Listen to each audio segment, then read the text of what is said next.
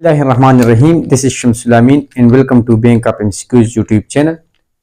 आज हमारा जो टॉपिक है this is dimension chapter first measurement का टॉपिक है।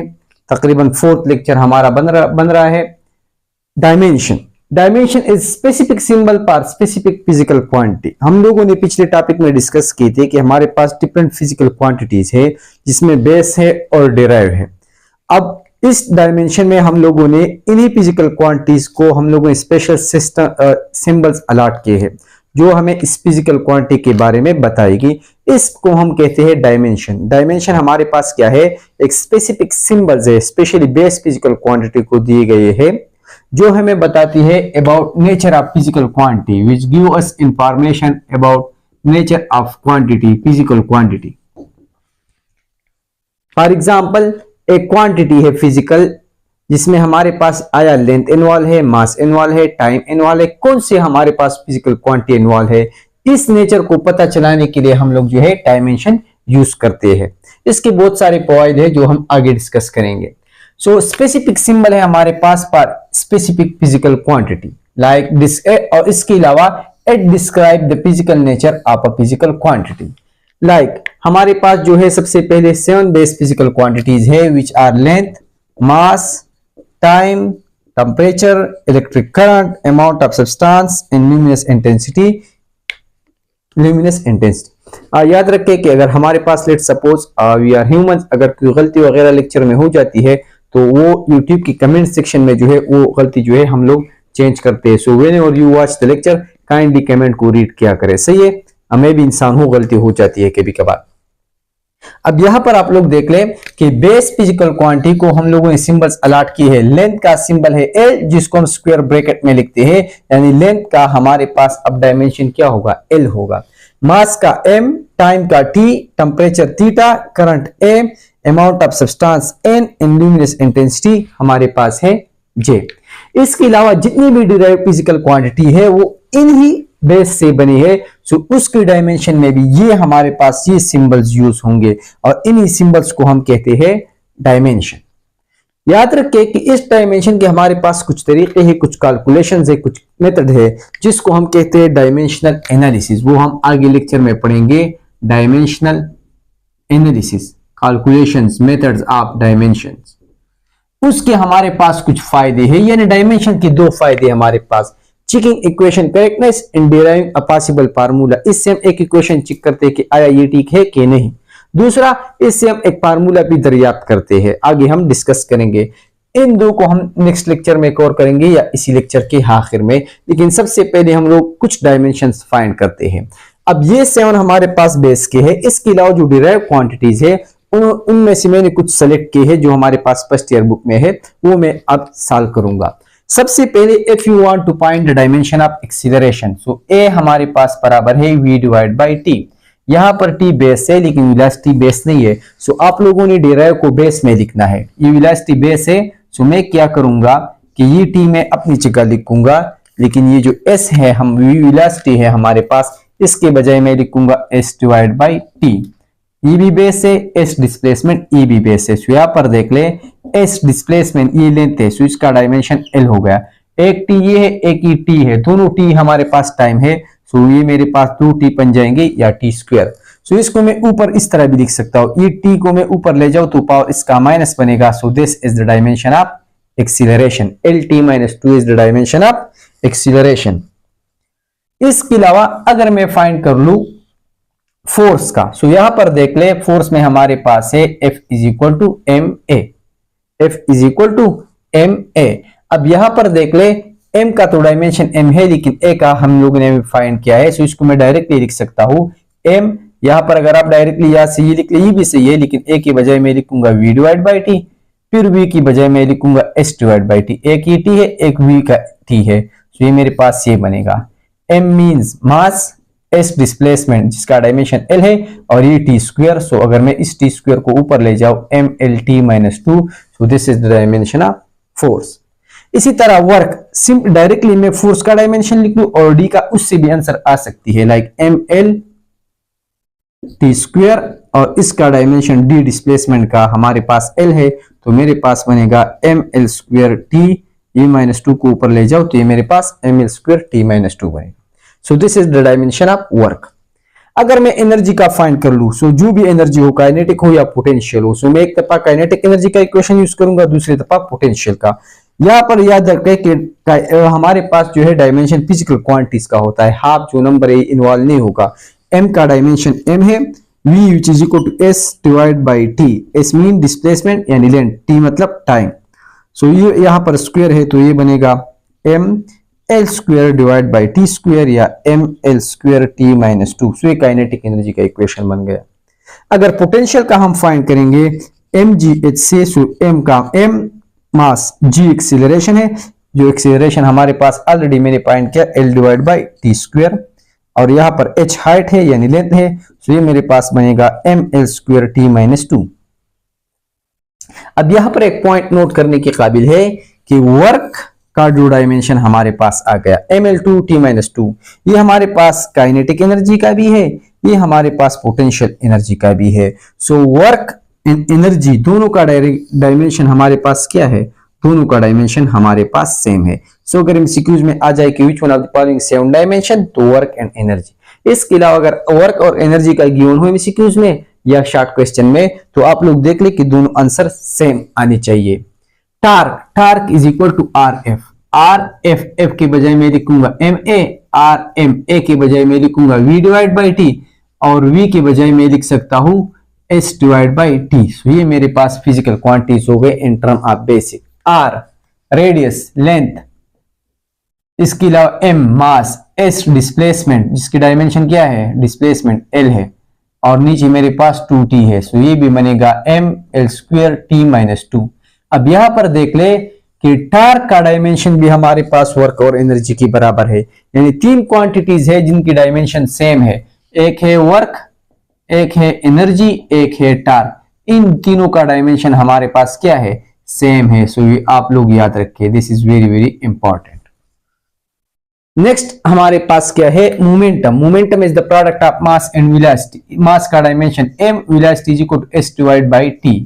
सो m l minus one t minus one. Impulse which is the product of force and time. So यहां पर हमारे पास f के बजाय मैं लिखूंगा m a इंटू t, जहां पर m का m है dimension a, l divide by T square, और टाइम का t है, सो ये एक t के साथ कैंसिल हो जाएगा, m l t minus one. So this is the dimension of impulse. अब यहां पर एक पॉइंट और याद कर ले विच इज वेरी इंटरेस्टिंग कि j विच इज इम्पल्स और मोमेंटम यानी p एंड j बोथ है सेम डायमेंशन, दोनों का, इन दो क्वांटिटीज का भी डायमेंशन हमारे पास सेम है। सो ये भी आप लोग याद रखें। सो हमारे पास फिजिकल क्वांटिटीज की डायमेंशन हमारे पास सेम हो सकती है, सही है। लेट मी मेक्स इसके एयर्स पे बना ले। फर्दर एंगुलर मोमेंटम चैप्टर 5 में हम पढ़ेंगे L is equal to R P. So L is equal to R P is equal to R P के बजाय मैं लिख लूंगा m इंटू p, किस चीज के बराबर, mv, सही है। तो फिर यहां पर देख ले कि r mv, और v के बजाय मैं क्या लिख सकता हूं, वेलोसिटी हमारे पास किस चीज के बराबर है, s divide by t। r यानी लेंथ, m यानी मास, s यानी डिस्प्लेसमेंट जो लेंथ है, t यानी टाइम। सो यहां पर हमारे पास डायमेंशन आएगा m l square t minus one. This is the dimension of angular momentum. Planck's constant E is equal to hf. Energy of photon is equal to hf. H Planck constant है, f is the frequency। यहाँ पर अगर h का हम find करेंगे, h is equal to E divide by f। याद रखिए कि फ्रीक्वेंसी और टाइम एक दूसरे के उलट है। सो फ्रीक्वेंसी का डायमेंशन t माइनस वन होगा या 1 ओवर t। अब इस इक्वेशन में E ऊपर है, नीचे f है। सो इस इक्वेशन को इस तरह भी लिख सकता हूँ, h is equal to E divide by f या E multiply by T, because 1 over f time के बराबर है। टाइम और f एक दूसरे का इनवर्स है। 1 ओवर f के बजाय मैं t भी लिख सकता हूं, यहाँ पर fi के नीचे t लिख सकता हूं, सही है। So h is equal to E T. ये इक्वेशन इस तरह भी सही है और इस तरह भी सही है।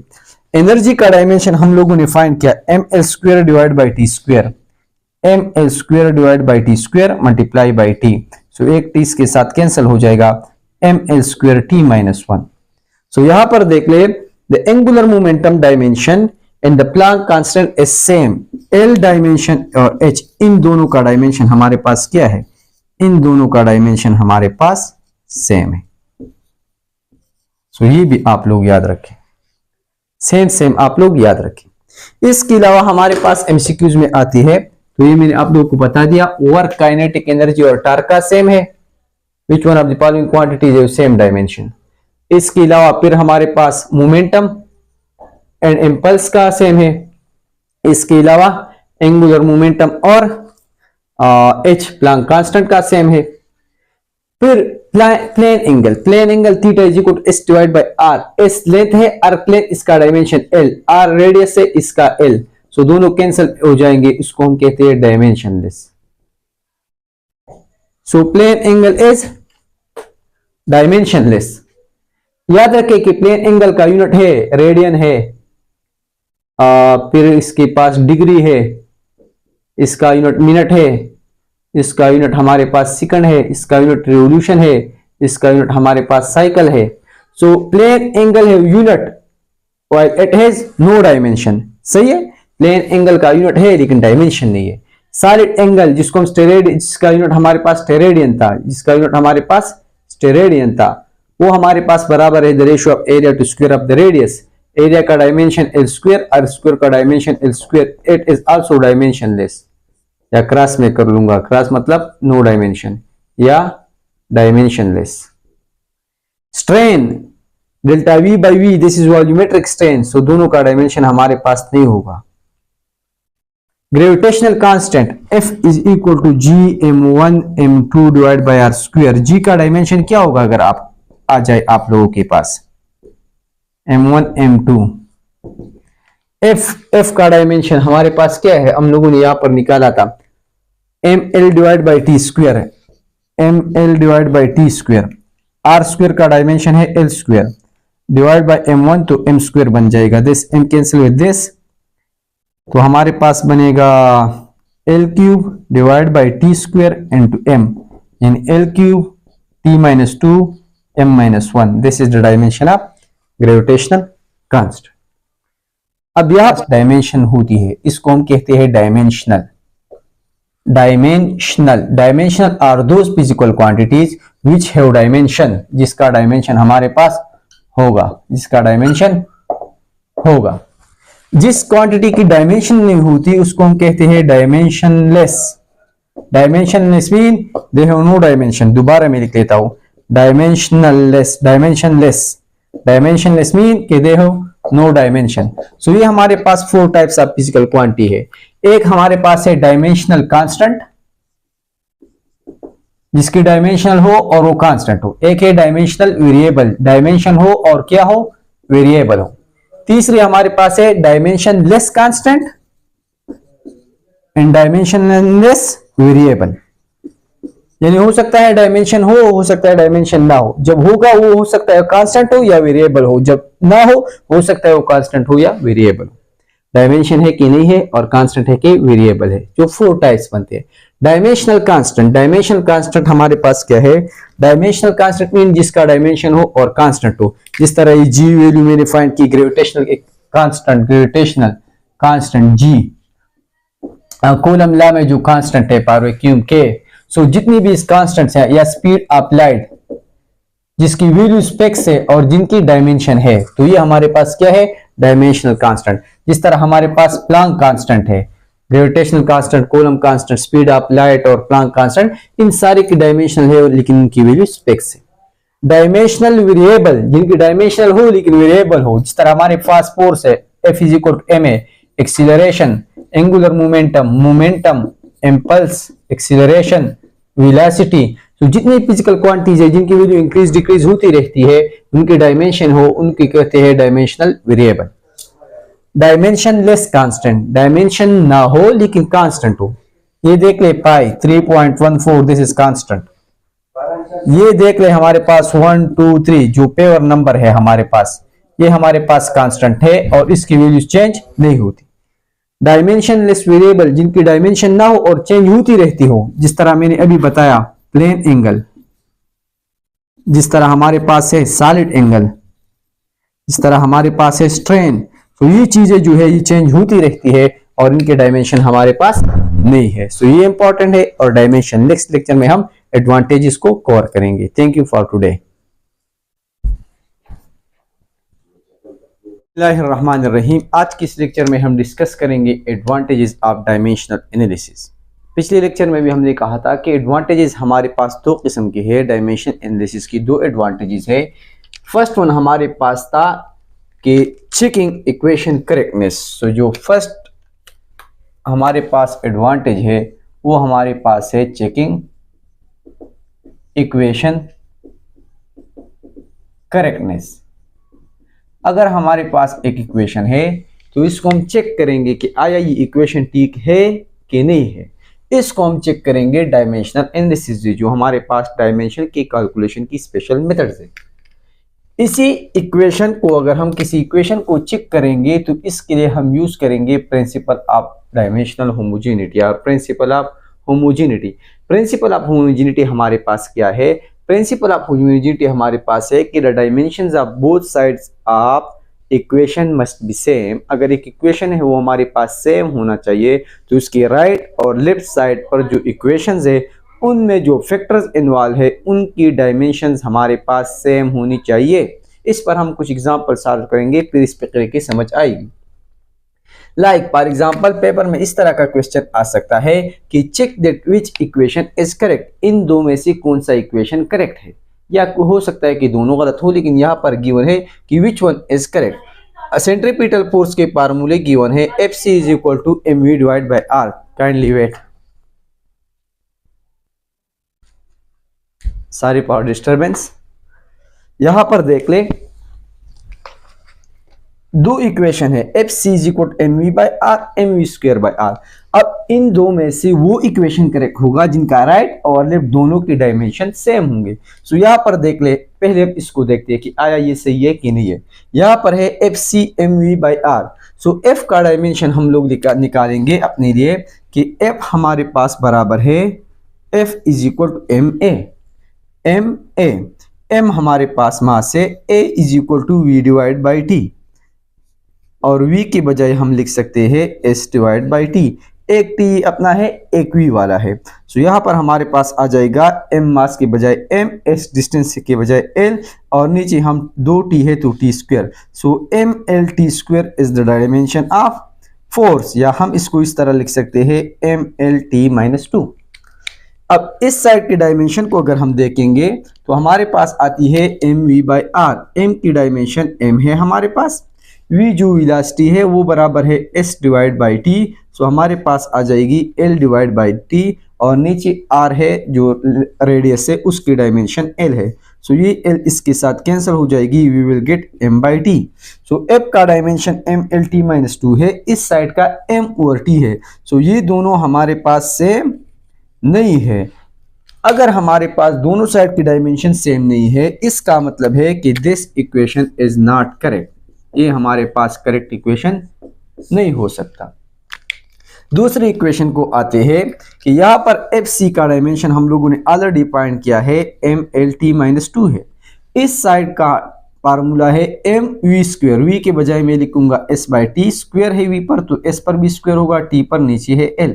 डायमेंशन लिख लेंगे, m का डायमेंशन m, s डिस्टेंस है l स्क्वायर, नीचे r रेडियस जिसका dimension l, t square times ये t स्क्वायर बन जाएगा। यहाँ पर देख ले ये l और ये l कैंसिल हो जाएगा तो हमारे पास बन जाएगा m l और ये t स्क्वायर ऊपर जाएगा t माइनस 2। सो राइट साइड का m l t माइनस 2 है और लेफ्ट का हमारे पास क्या है m l t minus 2। So this equation is correct. आपको इक्वेशन में कहा गया है कि विच वन इज करेक्ट, यानी एक तो करेक्ट था, कौन सा था, अब ये वाला करेक्ट। इसी तरह which one is correct, v is equal to F lambda या v is equal to lambda by F. So याद रखें कि v हमें पता है v is equal to s divide by T, यानी v is equal to l divide by T. v की dimension हमारे पास है l t माइनस 1, ये हमारे पास लेफ्ट साइड की डायमेंशन हो गई। राइट साइड पर f लेमडा है, सो f हमारे पास बराबर है 1 ओवर t। सो f के बजाय मैं लिखूंगा डिवीजन में t, f और t एक दूसरे के इनवर्स है। सो जहां पर मल्टीप्लिकेशन में f आ जाए वहां पर हम इसके डिवीजन में टाइम लिख सकते हैं f के बजाय। सो लेमडा वेवलेंथ है, लेंथ है, मीटर में है, दिस इज लेंथ। इसका डायमेंशन l होगा, नीचे टाइम है सो l बाई टी, सो इसको हम एल टी माइनस वन लिख सकते हैं। ये देख ले आप लोग, राइट और लेफ्ट साइड का डायमेंशन सेम है, so this equation is correct. ये दूसरा अब इनकरेक्ट होगा, उसका डायमेंशन सेम नहीं आएगा। v is equal to F lambda, F के बजाय मैं ऊपर डिवीजन में टाइम लिख सकता हूँ। v का डायमेंशन ऑलरेडी हम लोगों ने फाइंड किया L T minus one, T का डायमेंशन t है, लेमडा का l है, सो ये दोनों हमारे पास सेम नहीं है। इट मीन्स कि this equation is not correct, this is incorrect, not correct या इनकरेक्ट। इसी तरह अगर हमारे पास टाइम पीरियड का फार्मूला है t is equal to pi L by G सही है या g बाई एल सही है, सो इसको हम सॉल्व कर लेंगे। t टाइम है तो इसका डायमेंशन t होगा, इसमें तो कोई मसला नहीं।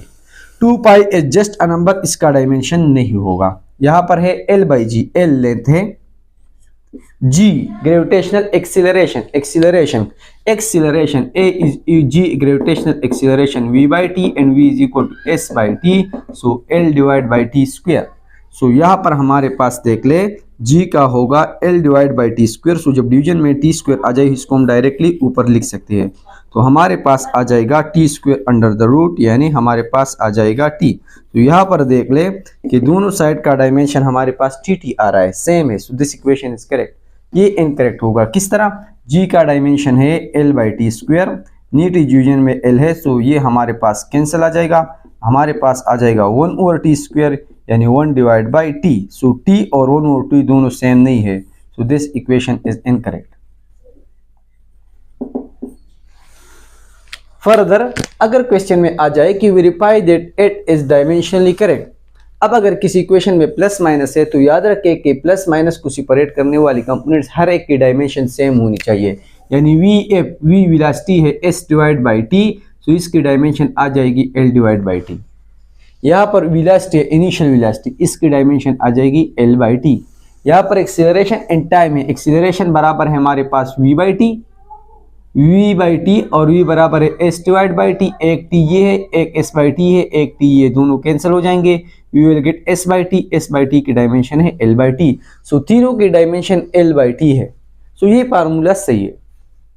इस साइड को देख ले, 2as acceleration is equal to v divide by T, v is equal to s divide by T, ये s square divide by T square बन जाएगा, यानी s लेंथ है तो l square by T square इसका डायमेंशन हो गया।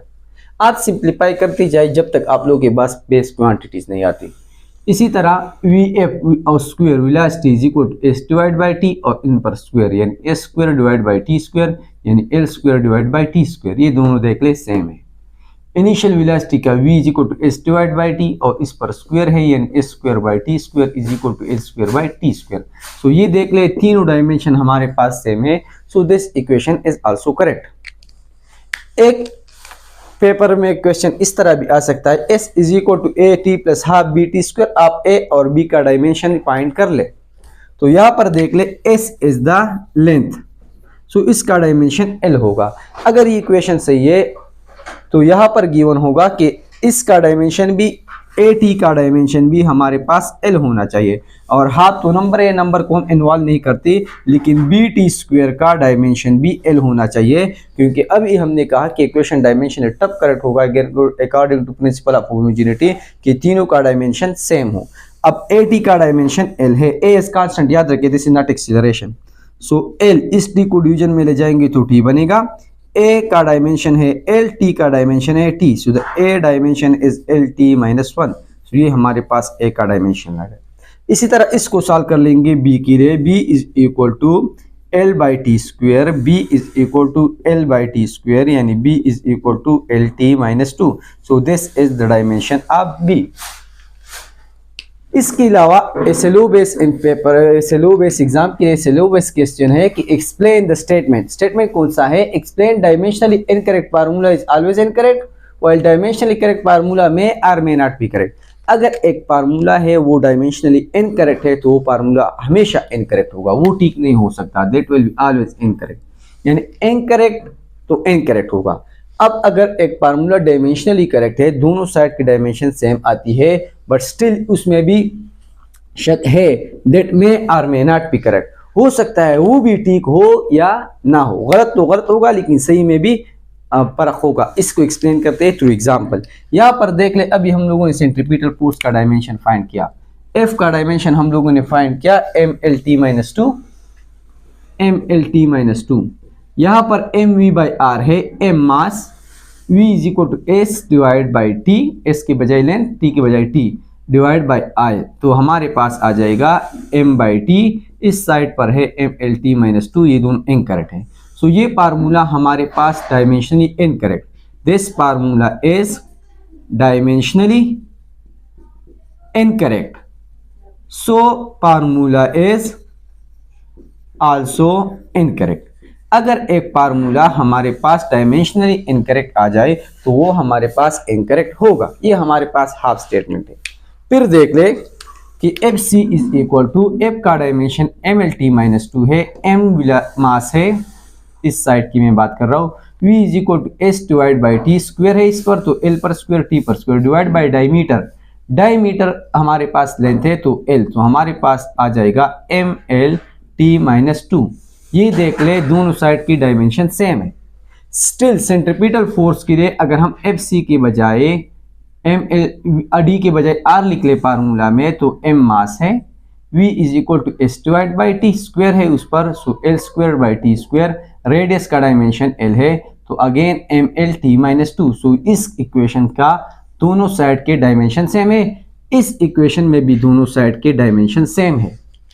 यहाँ पर देख ले F C is equal to M U square by D, F C is equal to M U square by R. इसको जब मैंने सॉल्व किया तो इसमें भी right left side dimensionally correct थे, डायमेंशनली करेक्ट, डायमेंशनली करेक्ट। ये जो साइड है ये भी डायमेंशनली किया है, करेक्ट है। लेकिन यहाँ पर देख ले कि फार्मूले में सेंट्रीपिटल फोर्स हम एक्सपेरिमेंटली अगर फाइंड कर ले, F C is equal to M V square divide by R, this formula is actually correct और दिस इज इनकरेक्ट। सो याद रखें कि अगर एक फार्मूला डायमेंशनली करेक्ट है, स्टिल इसमें शक होगा, या तो करेक्ट होगा या नहीं होगा। सो कहीं ऐसा ना हो कि आपको कहे कि डायमेंशनली करेक्ट फार्मूला हमेशा करेक्ट होगा या करेक्ट होगा या नहीं होगा। तो करेक्ट स्टेटमेंट है कि डायमेंशनली करेक्ट फार्मूले में शक है, या होगा या नहीं होगा, लेकिन डायमेंशन इनकरेक्ट फार्मूला हमारे पास इनकरेक्ट होगा। दूसरा एडवांटेज जो है नेक्स्ट लेक्चर में रिकॉर्ड करेंगे, दूसरा एडवांटेज हमारे पास डायमेंशन इसका है, उससे हम एक फार्मूला डिराइव करते हैं, वो भी हमारे पास possible formula. Second advantage is deriving a possible formula. Thank you. बिस्मिल्लाहिर्रहमानिर्रहीम। सेकंड एडवांटेज जो है हम लोग डिस्कस करने जा रहे हैं डायमेंशन एनालिसिस की। सो सेकंड एडवांटेज हमारे पास है to derive a possible formula. किस तरह लोग साइंटिस्ट जो है हमारे पास फार्मूले को डिराइव करते हैं। स्टार्ट करेंगे, हम कुछ कोशिश करेंगे कि 3 to 4 फार्मूला जो है हम लोग डिस्कस कर ले और डिराइव कर ले। सबसे पहले let suppose formula number first, let suppose ये हमारे पास एक ऑब्जेक्ट एम है, इस पर मैं फोर्स अप्लाई करता हूँ तो हमारे पास इसी ऑब्जेक्ट में एक्सेलरेशन प्रोड्यूस होगी। अब लेट सपोज इसी एक्सेलरेशन के लिए मुझे फार्मूला डिराइव करना है, तो यहाँ पर सबसे पहले आप लोग लिख ले steps to derive a formula. सबसे पहले आप लोगों ने फैक्टर्स को लिखना है, फैक्टर्स। पॉइंट नंबर 2, फैक्टर्स लिखने के बाद आप लोगों ने डायमेंशंस लिखने हैं, right the dimensions. Step number 3 आप लोगों ने इसको सिंप्लीफाई एंड सॉल्व करनी है, सिंप्लीफाई एंड सॉल्व। और step number 4 compare the powers, compare the powers. तो इसी तरीके से हमारे पास जो है फार्मूला जो है हमारे पास आएगा। लाइक सबसे पहले इस केस को डिस्कस करते हैं।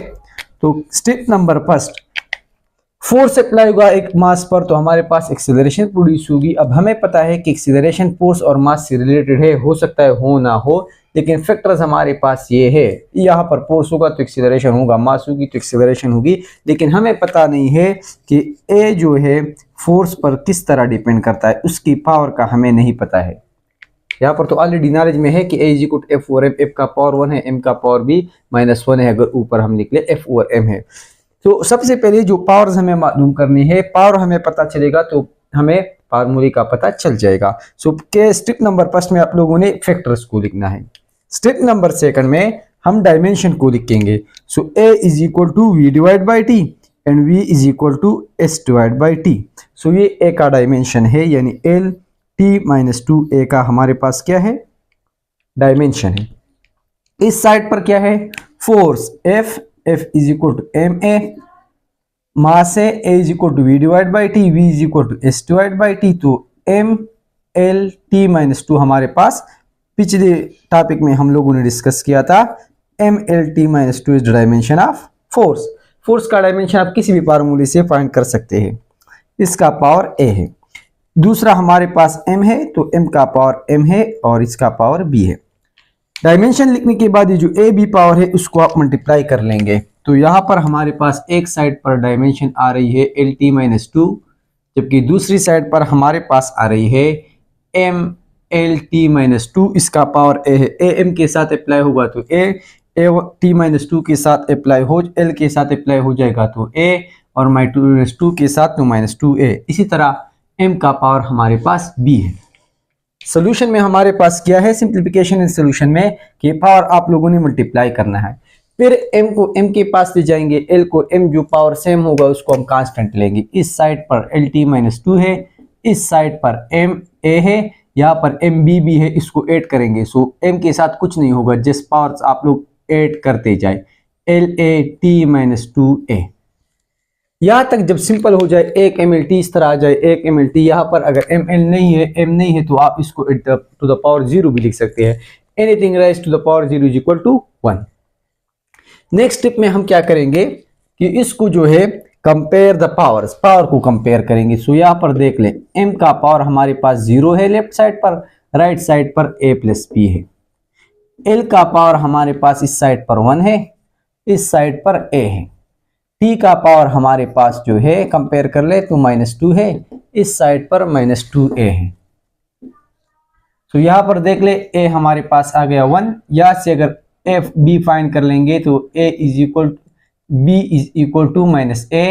सो b is equal to a की वैल्यू 1 है, so b is equal to -1।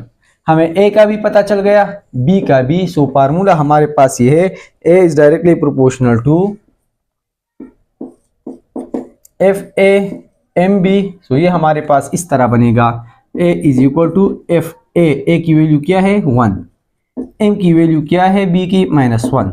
So minus को अगर हम नीचे लाएंगे तो प्लस हो जाएगा, A is equal to F over M।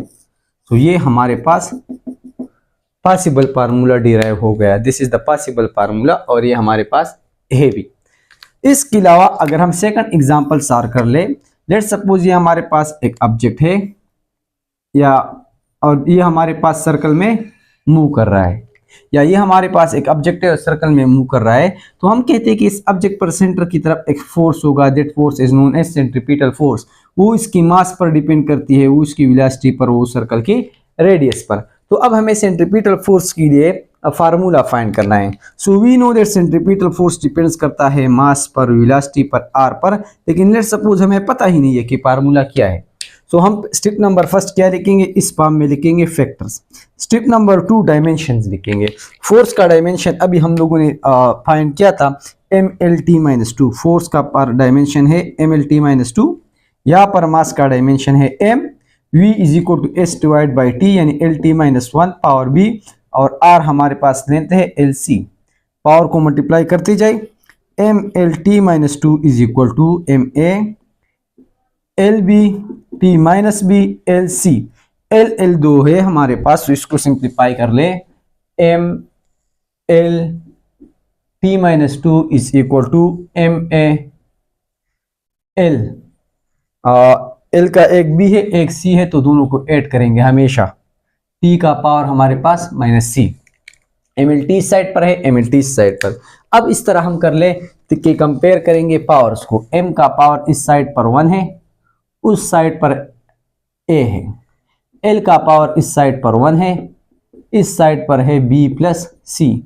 T का पावर यहाँ पर -2 है, उस साइड पर -c है। दोनों साइड को अगर माइनस माइनस कैंसिल कर ले तो c is equal to 2, a is equal to 1। b का हमें नहीं पता है, इस इक्वेशन से b फाइंड कर ले, b is equal to 1 minus c, and 1 minus c is equal to -1। तो ये हमें मालूम हो गए A B C। डिराइवेशन में हम लोगों ने जैसे ए बी सी फाइंड करनी है। सो फार्मूला हमारे पास क्या है, F C is equal to M V R. M का पावर ए है, ए की वैल्यू 1, वी का पावर बी है, बी की वैल्यू -1, आर की पावर सी है और सी की value 2। We have made something mistake. v is equal to S divide by T, L T ये माइनस बी हो गया, एल का पावर माइनस बी है, टी का पावर बी माइनस बी बन जाएगा, ये सही है। यहाँ पर एल का पावर सी है, यहाँ पर एम एल टी -2, यहाँ पर एम ए, एल का एक बी है और एक सी है, सो बी प्लस सी, टी का हमारे पास पावर जो है -b है, दिस इज -b। यहाँ पर मिस्टेक हो गया, यहाँ पर आप लोग देख लें, टी का एक -2 और इस साइड पर बन जाएगा -b, सो b हमारे पास बराबर है 2 का। और इसी इक्वेशन से अगर हम लोग c फाइंड करेंगे, we will find c, so c हमारे पास आ जाएगी 1 - b, यानी 1 - 2, 1 - 2 is equal to -1। So a की वैल्यू 1, b की वैल्यू मेरे पास हो गई 2 और c की वैल्यू मेरे पास हो गई क्या, c की वैल्यू हमारे पास हो गई -1।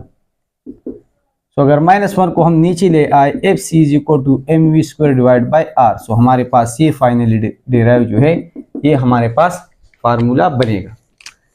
एक और फार्मूला जो है टाइम पीरियड का सॉल्व कर लेते हैं, बाकी हमारे पास के एग्जांपल है और ये भी सेम इसी तरह आप लोग सॉल्व कर ले। तीसरा फार्मूला हमारे पास है, let's suppose this is the pendulum and it move. इसका जो टाइम पीरियड है इसके लिए हमने फार्मूला निकालना है कि कितने टाइम में एक चक्कर को कंप्लीट करेगा। So let's suppose the t depend on mass, length g, a, b, c। तो लिख ले फैक्टर्स, t का डायमेंशन t, m का डायमेंशन m, l का dimension l, g is gravitational acceleration a, v divide by t, s divide by t। तो इसका power a है, इसका b है और इसी है, सिंप्लीफाई करते जाए, t m a l b, L का पावर सी, टी का पावर -2c, एल 2 है तो इसको हम ऐड कर लेंगे, M A L B plus C T -2c। Compare अगर कर ले हम तो यहां पर देख ले आप लोग कि इस साइड पर हमारे पास टी है लेकिन एम और एल नहीं है, जो इसके पावर हम 0 लिखेंगे। तो एम की पावर हमारे पास क्या है, इस साइड पर 0 है, इस साइड पर ए है, so a is equal to 0। L का पावर 0 है एक साइड पर, दूसरी साइड पर b प्लस सी। टी का पावर एक साइड पर जो है 1 है और दूसरी साइड पर है -2c। यहाँ से आप लोग देख लें, हमें just A B C find करनी है। ए का हमें पता चल गया, a इज इक्वल टू 0। यहाँ से c को फाइंड कर ले, c is equal to minus इस साइड पर आ जाएगा -1/2। एक और चीज रह गई b, वेयर इज b, यहाँ पर है b। इस इक्वेशन से b is equal to -c, यानी b is equal to minus और -1/2, यानी b is equal to 1/2। So ये हमारे पास हो गई a b c की वैल्यूज। फार्मूलीज में लिख ले हमारे पास कि t is equal to, t is directly proportional to m, m का पावर a है विच इज 0, l का पावर b है और b की वैल्यू 1/2, g की पावर c है एंड c इज -1/2। सो इसको हम इस तरह लिखेंगे, इसको हम 0 है तो 1 लिखेंगे, L का पावर 1/2, G का power 1/2। 1/2 means under root, 1/2 means under root, से इसको हम इस तरह लिखेंगे L/G। अब यहाँ पर देख ले, ये जो कांस्टेंट है हमारे पास, ये कांस्टेंट जब फार्मूलेज में होते हैं तो इसको हम एक्सपेरिमेंटली जो है फाइंड करेंगे। एक्सपेरिमेंटली हम किस तरह फाइंड करेंगे, हम जो है एक प्रोजेक्ट एक सिंपल पेंडुलम लेंगे, उसका लेंथ हमें पता होगा, उसका G जो है 9.8 है और एक्सपेरिमेंटली हम इसका टाइम पीरियड जो है मेजर करेंगे। तो यहाँ पर के हमारे पास आ जाएगा, लेट्स सपोज के हमारे पास आ जाएगा 2 और ये एस L/G को अगर हम सॉल्व कर ले दूसरी साइड पर ले आएंगे, सो हमारे पास बन जाएगा G/L। इस फार्मूले से हम के को फाइंड कर सकते हैं, T, G and L। So this is a technique, इसको हम कहते हैं एडवांटेजेस ऑफ डायमेंशनल एनालिसिस। सो कोई भी डायमेंशन आप लोगों ने अगर फार्मूला फाइंड करनी हो तो उसको हम डायमेंशन एनालिसिस से फाइंड कर सकते हैं। अभी यहाँ पर आप लोग देख ले कि एक फार्मूला जब हम निकालेंगे डायमेंशनल से, तो उसमें ये शक है कि मे बी वो गलत हो। लाइक फॉर एग्जांपल ये हमारे पास एक ऑब्जेक्ट मूव कर रही है सर्कल में, हम कहें कि इस फार्मूले में हम रेडियस के बजाय लेट सपोज डायमीटर लगा ले, ये डी बन जाएगा। डी का डायमेंशन एल है, एल का तो डी का डायमेंशन एल है, आर का भी एल था। सो यहाँ तक डेरिवेशन हमारे पास सेम आ जाएगी। यहाँ पर हम आर के बजाय हमारे पास डी आएगा, यहाँ पर डिवीजन में हमारे पास डी आएगा। तो अगर हम देख ले ये फार्मूला हमारे पास टोटली रॉन्ग है। फार्मूला हमारे पास क्या है, M V square divide by R. तो जब फार्मूला को हम डिराइव करेंगे फिर इसको हम एक्सपेरिमेंटली वेरीफाई करता है। सो इस फार्मूले में आप लोग देख ले कि एनालिसिस का हमारे पास जो दूसरा एडवांटेज है, टू डिराइव अ फार्मूला नहीं है, to derive a possible formula. Possible mean तो हो सकता है कि गलत हो लेकिन ठीक भी हो सकता है। फिर इसको ले आगे जो है वेरिफिकेशन की जरूरत पड़ेगी। सो this is all about the dimensional analysis. Thank you.